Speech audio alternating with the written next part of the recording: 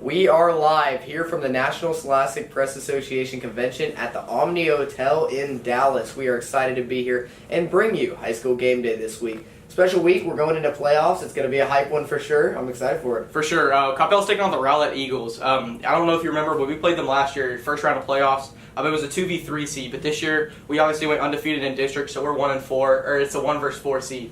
So last year we beat them 27-20. I'm looking for a close game like it was last year. Yeah, for sure. Before we go into that, let's go ahead and look at last week versus Richardson. Last district game, chance for all the seniors to come out and really show what they had to offer, especially as we go into postseason. You want to see those lineups going deep, and that's one thing that I saw. We may have lost, so we were up 49-0, ended up 49-14 win for Coppell, but I think what we saw is some work in from those seniors. We're seeing a little bit of uprising talent there, and that's going to definitely be needed coming into playoffs. I also like to see some of the younger guys. We saw guys like Walker Kane come into the game and be productive for Coppell, so that's a really great thing to see going forward for the Cowboys.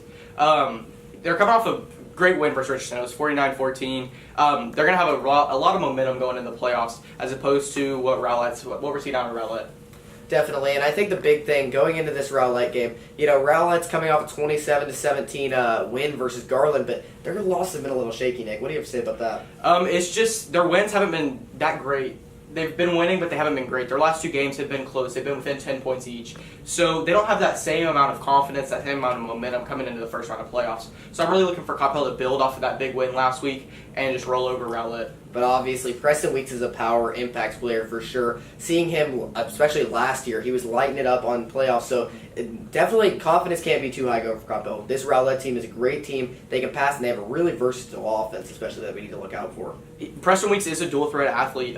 He's dangerous when he gets out of the pocket. If he gets out of the pocket, you have to look for those linebackers like Thomas Edwards and Pierce McFarland to contain him.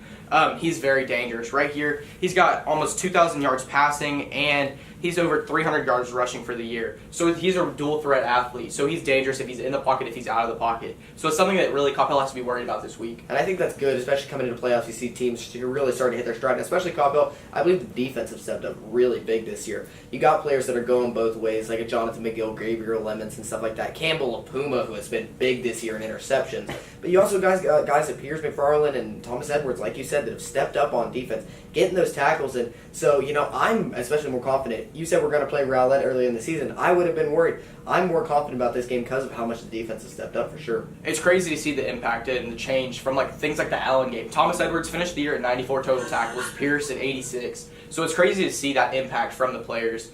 Also looking at the offense, there's a great connection between Brady and Blake Jackson. That's a huge place for Coppell to be proud about, to be working on. They've got 700 passing yards together, so it's a big game. And another thing that stepped up, you see a lot of the passing game. We talk all about the passing game because we're liking what we're seeing from Brady McBride so far. Passing game's been on point. But Ryan Hurt also 73 yards on the run, and he's got 1,034 on the season. So, he's doing great there. We're really stepping up on every single part of our team. Special teams never have to worry about it with Caden Davis, just committed to A&M. That's big. So we're really hitting our stride, and I'm really liking what we're seeing from the Coppell Cowboys. And I'm loving to see out of Caden Davis. He's hit 100 straight PATs from the start of his high school career. Hasn't missed a single one, so that's not a question on special teams. Big thing, like you said, on offense, Ryan Hurt, he's averaging over 7 yards a carry. So once he gets out of that pocket, once he has the ball in his hand, he makes things happen. So if he can have things happening from Ryan Hurt, from even backups like D. Heath, Jonathan McGill. Jonathan McGill's backing him up now, too. Yeah, and if you see things like that, that offense is scary. You see Mike Ruth, 6'7", coming at you, and you got Ryan Hurt behind that, who's rushed for over 1,000 yards this year. It's a great offensive combo. Especially, I think what we have to look at is some scrappy receivers from this Rowlett core as well, because their offense is honestly up to par with Coppell's. That's something we're going to have to look out for. And so, scrappy receivers, they got a guy named Dakota Gilly, number 11. He is 5'6", and he's got over 600 yards receiving this year. Guys like Jerry Evans, number 16, 5'10". He's got over 400 yards receiving. So it's a big team, and they make big plays with small guys. And that's what I'm seeing. What really is going to have to step up in this game is that secondary. We can't, if we're having our guys that are going both ways, we have to make sure that we're in condition, in shape, to make sure we don't give up the big plays. I've seen that a lot from Rowlett. They're making the big, long plays. That's what's stretched out a lot of their games in the long run is their ability to really pass that ball far and make big catches, big times, big plays. That's how it's done in high school football. Yeah, and especially here in Texas, you see teams like Rowlett and Coppell. The similarities between them are crazy. They have guys like Demeridrick Wade, who's number 14. He's got 87 tackles on the year. Chase Taylor, number 48, he's got 77. So you see guys like that stacking up against Thomas Edwards, Pierce McFarland. You've got the quarterback, Preston Weeks, who's very similar to Brady McBride. They got a guy named Chauncey Yamos, number 3. He's a running back wide receiver combo, Jonathan McGill-esque. So it's very similar, these two teams.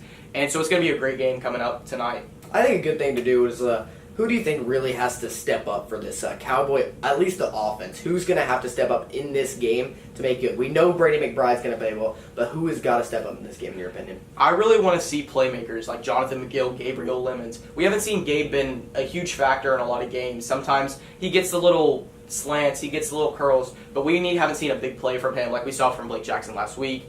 So I'm looking for Gabe Lemons to show up on not even the offensive side of the ball, but defense as well. He's an impact player when he's on the field. So I'm looking for him to make a big play tonight. And obviously Preston Weeks with that scramble spin. Transition a little bit to defense. His scrambling ability, Pierce McFarland's going to have to step up, make sure he's making the right calls on that defensive side.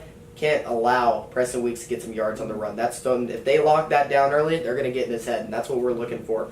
So overall, what do we want to look for in this game? I'm looking for impact players. There's one at every position for both teams. When you look at guys like Preston Weeks, Brady McBride, Jonathan McGill, seniors showing up. This could be possibly their last game for both sides. So those seniors are going to come out with a chip on their shoulder, looking for a win because they don't want to go home. And I think the biggest advantage for Coppell today that we haven't touched on is the home field advantage. Obviously, coming out first in district, undefeated, we get that home field advantage, and it's basically another Friday Night Lights game. And it really is 7:30, same time, same place. We're under, and we're going to have this student section behind us, the best in Texas, as we always say. And, we got that powerhouse student section, everything like that. The fans are going to be out there. It's going to be a really great night for them. It's going to be a huge momentum swing for Coppell. Obviously, that home field advantage is huge. They have the student section, the band, the Larriettes, everybody coming out just to support Coppell. They are, like you said, they're looking at it like another Friday night game. You're going to have things like baby powder that makes it feel just like another home game, And so I'm looking for Coppell to really take advantage of that home field advantage, playing at home like they did last year. They beat Rowlett and Buddy Eccles last year. I'm looking for him to do it again this year. Yeah, one thing that it doesn't make it like anything like a regular home game. This is playoffs. This is go big or go home. This is you're done, you're out. One other thing to look for, you got to look for the little coaches' stashes over there. They're going to be revving them out for the playoffs. And also, you got a new playoff hype video. So it's going to be a different night, but the same feel at home. And that's something I'm really looking forward to. The winner of this game heads into the second round of playoffs and will play the winner of Horn and Oak Ridge. And that's obviously two very good teams coming out of good districts. So we're looking forward to that. Hopefully whoever continues that next round can continue further. So that'll do it here for High School Game Day. We appreciate you guys for tuning in and hope to see you next week.